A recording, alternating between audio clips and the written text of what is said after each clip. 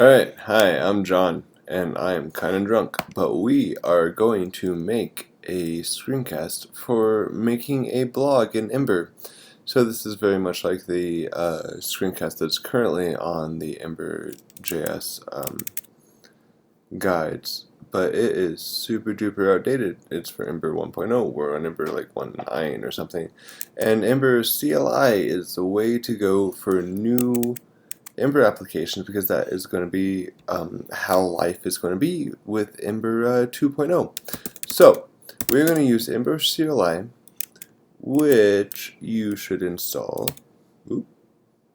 from embercli.com, so you can install it with npm as such. So after you've installed it, we can say, hey, let's create a new Ember application with Ember new. So we're going to create a new Ember blog. So it takes a little bit to install some stuff. So let's go ahead and go in there and get our text editor open. So we are going to be using Bootstrap. So Ember CLI uses Bower and Broccoli, which is an asset manager, to save all of your dependencies and to manage them. So we are going to go and use Bower to install Bootstrap, making that available to our application. We can see over here that Ember New finally finished installing all of our dependencies. So using Bower, we can install Bootstrap, and then Broccoli is what is used for the asset management for our Ember application. So let's go to our Brock file, which is what we use to configure that. Say, hey, let's import Bower imports bootstrap dist css bootstrap.min.css. I'm really not sure why the party line is to use Bower to install all of your dependencies instead of just, like, I don't know, installing them all to your vendor directory, but that's how we're supposed to do it.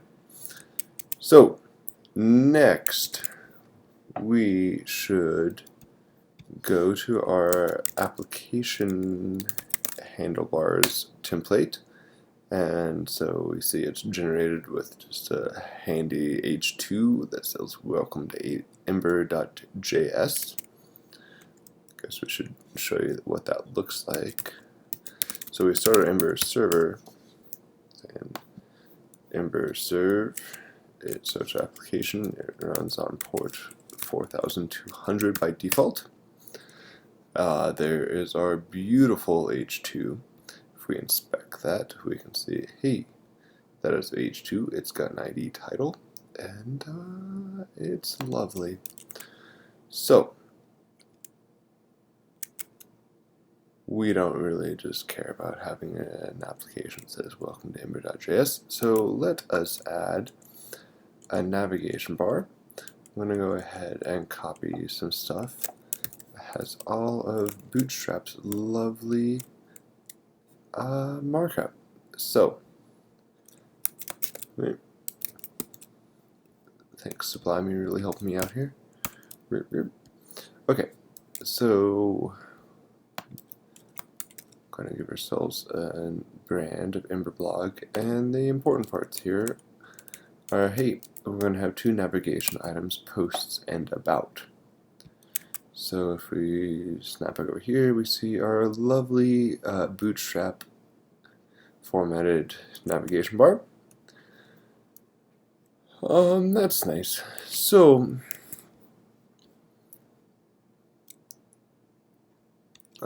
let's go ahead and jam our outlet in a container. It's because Bootstrap loves markup to be explicit or something. I don't know. Also, while we're here, we need to add something to our styles. So because we've got a navigation bar that is fixed at the top, we need to add some padding to our bottom, or padding to our body, so that our body starts below our fixed navigation bar. So what we're going to add now is to our router. So this is the router, which configures all of the well, routes that are available in our Ember application. You can see here our import and export. Ember CLI ships with support for ECMAScript 6 module syntax. It transcompiles and blah blah blah. It's very fancy. So we want to go down here and say, hey, in our router, we're going to route about just like as a static sort of route. This is going to go to an about template, and it's not very exciting. Whereas post is going to be a resource, which is going to represent some actual like models that we care about. Alright, so let's do about first because it is the simplest. So in our templates directory, here is where we saw that application of HBS. So HBS stands for handlebars, and that is the templating language that we write all of our shit in. So let's create an about.hbs. So in here we're going to put some markup, which has some about stuff. So again, nothing changes here. These still don't link to anything, but if we go to /about, we will see the lovely text that we added in our about handlebars template. So that is very nice. What if we want to link to it, which seems like a reasonable request? So let's go to where we defined our navigation bar nonsense. Also, holy shit, does Bootstrap want a lot of markup. Like, look at all that. Anyway, lots of markup. So let's make a link to. So here's using a handlebars helper called link to. We're going to link to posts. That doesn't exist yet. Maybe we shouldn't do that yet. I don't know. We're going to try it. Then this one is real. So we want to link to, with a space, about. And end our link to. It might break now. Alright, super, it doesn't break. So, that links to /posts, this links to /about, where we see our about template. That's very nice. That links to our root URL, and it doesn't do anything. Okay. So what's next? So what we should show now is that, hey, this magical link to handlebars template in Ember is adding a magical active class to our link. So if we go to our style sheets and say, hey, in our nav, we want things with an active class to have a font weight of bold. We go over here, it'll refresh automatically, theoretically. Maybe not, I don't know, let's refresh it. It's not doing so great. Oh, yeah, it is. Alright, I'm just blind.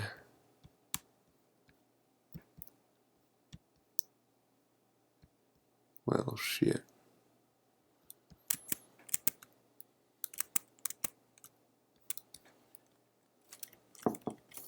I don't know, like, color red.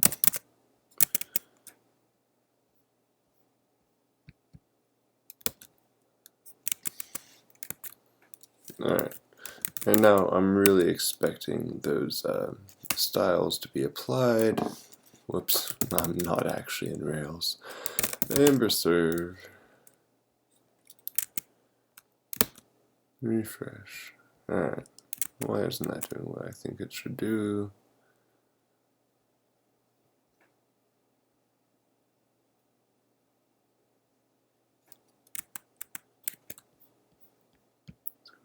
And inspect that guy. Oh, you know what? It's because I'm acting like I have sass, and we don't actually have sass. Whoops. My bad. So let's go ahead and do that. Oh, look at that. That's beautiful. Let's take care of that color guy. Alright.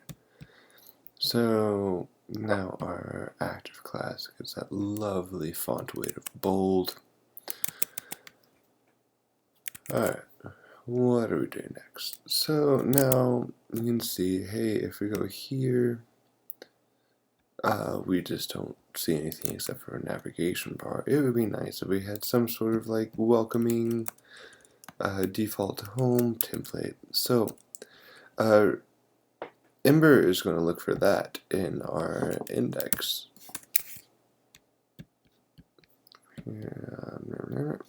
So let's make an index handlebars template. So now if we go back here, oh, look at that beautiful live reloading. We thought we weren't seeing that earlier, but instead we were just doing it wrong. You can, by the way, add SAS support, which I was anticipating but did not actually have. So now we see our lovely index template. So now let's actually add some data. So we are going to be assuming that our backend is running on our current server under the namespace API. So we're running at like localhost 4200, so we're going to say like API posts should give us some JSON of our posts.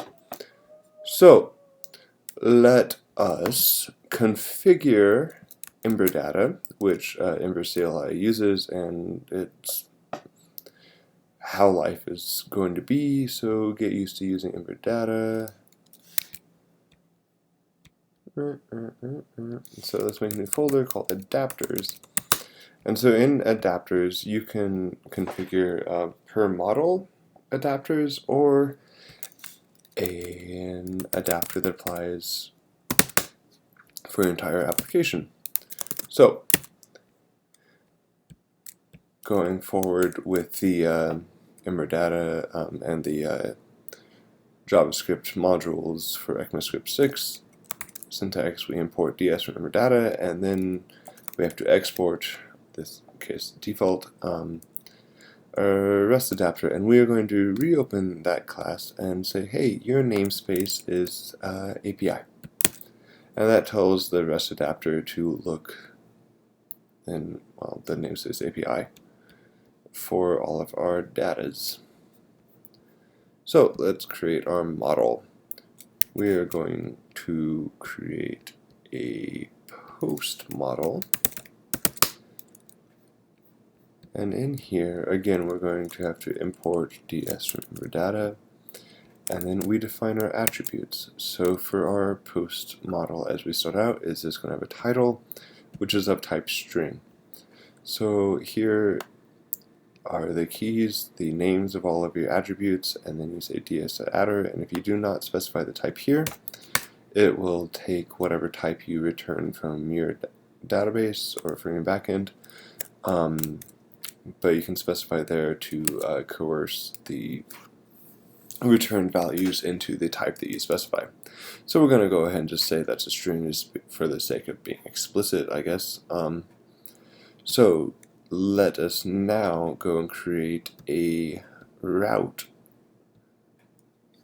So right now we're just making a post route, which will return all of our posts. And so for each of your route, you're going to have a model function which returns the route, or which returns the model or models that you care about. So in this case, we're going to talk to our store. This .store is going to go through Ember Data, and we're going to say, hey, find post, which is going to return all of our posts. So the next thing we're going to need is a template in which to view all of our lovely posts. So let's go into templates and create a posts.hps. And so in here we have a header, and then we're going to make an unstyled list. And so each in here is iterating off of the implicit this, which is what is returned from our model function in our route.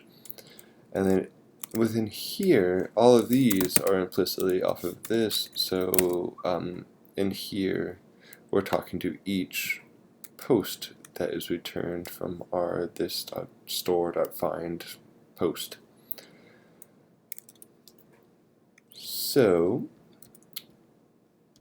now our backend currently doesn't exist.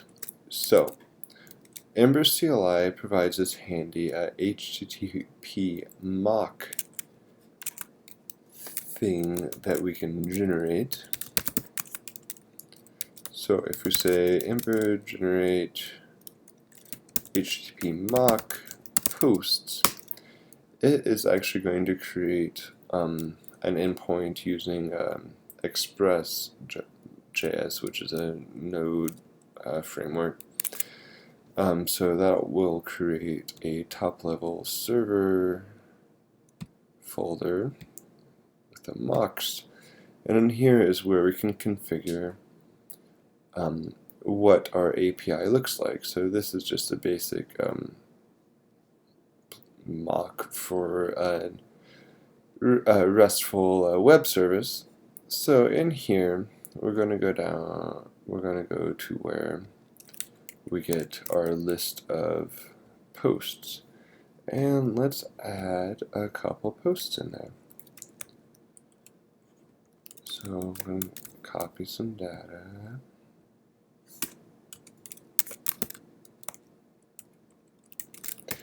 And so we'll just have two posts with the title bananas and the title apples. And so now, hopefully, if we go here, we can see some posts, and that does not work. Let's go see what our server is complaining about. Try restarting our server, see what happens. Alright, it starts just fine. Hey, there we go. Alright, I don't know why we had to restart. Oh, we had to restart because of the HTTP mock. That server was new, and so we had to restart our Ember serve to get that server to do its thing. Alright, so that's very nice. So if we had an actual web service endpoint, we could get data from there. But for here, we will just be using the HTTP mock to simulate having an endpoint. So all our posts are currently just have a title. Let's add an author. So it makes sense, like all of your models need associations. So we're going to go into add models, and let's create a new guy called author.js. So this can be our author model. So it has a name, which is again just a string, and here we see the DS has many. So here's where we start defining our associations.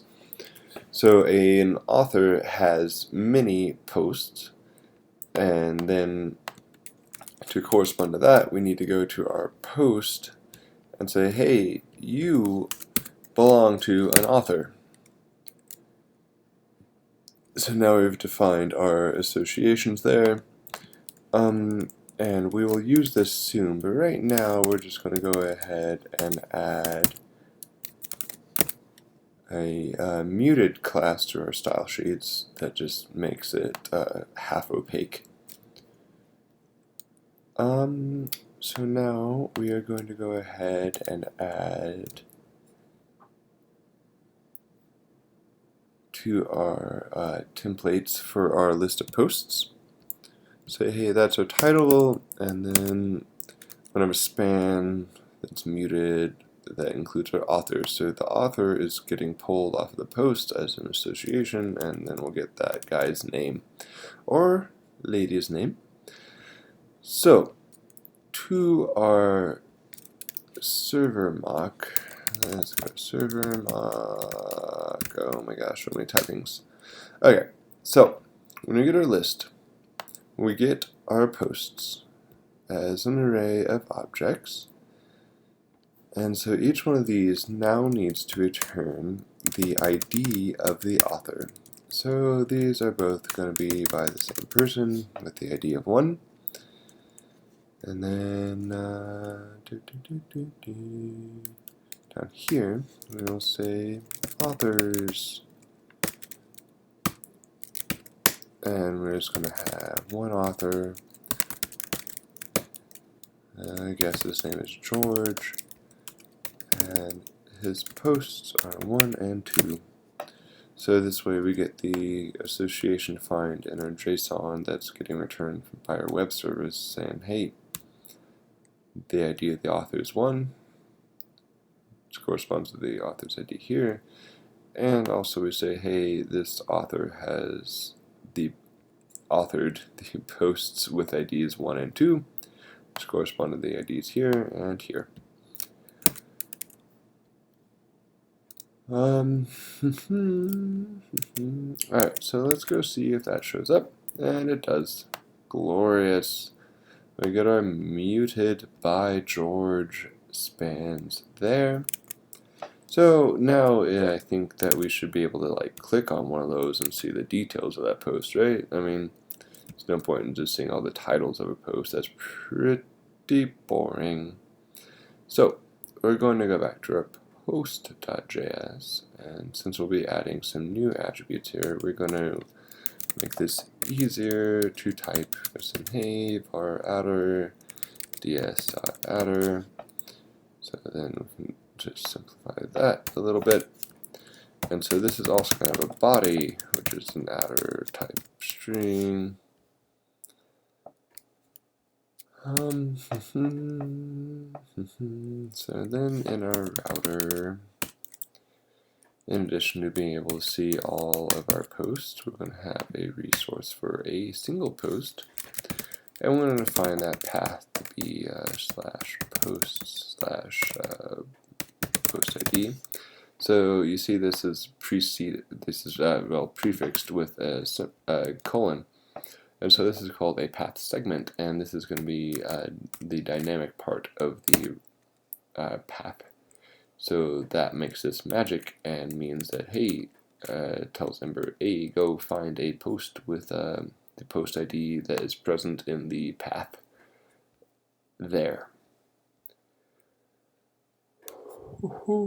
Okay, so if we have an entry in the router for it, that means that we should probably go make a route for it. So this is going to be post.js. And we're just going to use the default Ember behavior here. By default, it will, it's very smart. It will define the model method and say this.sort.post.find post with the ID specified in the post ID. So we get to keep the post route just basic, like, hey, it just says, hey, this exists. Alright, so then we need a template to display this lovely post. So it's going to have the title, and it's going to say it's by the author's name, and it is going to have the body. Alright, so now our posts template should link to that so that we can actually go look at it, right? So in here, we're going to use our link to helper again, specify the route that we're linking to, and we're linking to this, and in other words, the post that we are currently iterating through. Oops. And then we got to end our link to.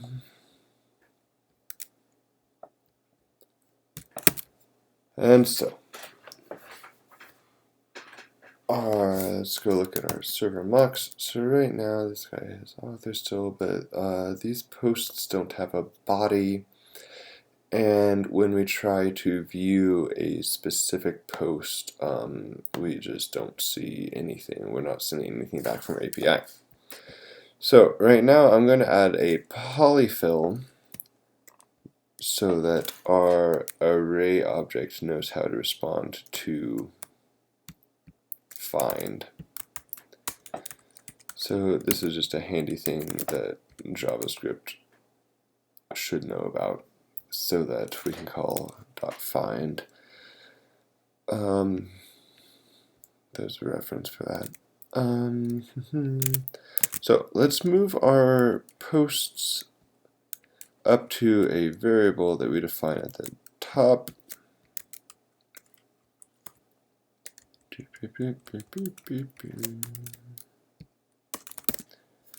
Alright, so let's find our post there. So now they have they still have the ID, title, and author, but now they have a body.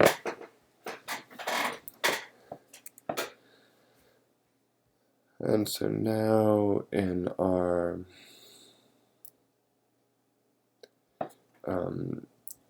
this guy, instead of sending all that, let's just send our posts variable that we defined from up above. Keep our authors there for now, I guess. Maybe no, actually let's move those up to authors. So let's define our authors as that. Okay, so now if we go down here, we should. So right now, all this is sending back is an object that says, hey, with the key posts and the value of a hash of ID to whatever ID was in the parameters when you requested it. So that's pretty boring. Let's go ahead and say the post that you requested is posts.find. And so find accepts a function which iterates through all the posts until we find something that matches that. So we want the post where the ID is the request.params.id. Down here we will still return our authors, and let's just go ahead and return all of our authors. Okay, so let's see if that works. Maybe it will. Hooray! Alright, so we see an article about bananas, and we see an article or a post about monkeys.